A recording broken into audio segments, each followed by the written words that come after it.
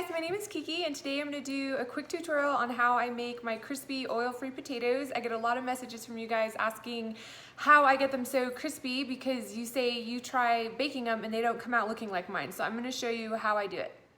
Okay, so first I'm going to line my cookie sheet with some parchment paper or a silicone baking mat so the potatoes don't stick.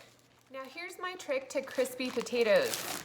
Already baked potatoes. So at the beginning of the week, I batch cook my potatoes, which means I just bake them all up and I put my sweet potatoes in a separate bag from my regular potatoes because they get a little bit more liquid out of them as they sit. And that's the trick, guys. You take your already baked potato and you slice it up into fries. Just like so. And you can peel them. As you can see, like the peel comes off pretty quickly. I just don't like to mess with it, and hey, it's more fiber. So I'm also gonna cut up a white sweet potato. They're my absolute favorite to have this way. And I do take the peel off, and you can see how easy it comes off once it's been baked and sitting in the bag in the fridge overnight.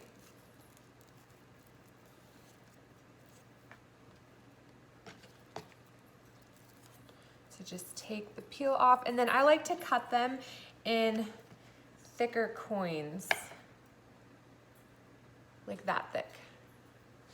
And then I put them on my pan.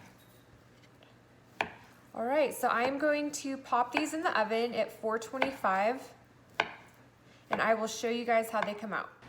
All right, we're gonna go in the oven.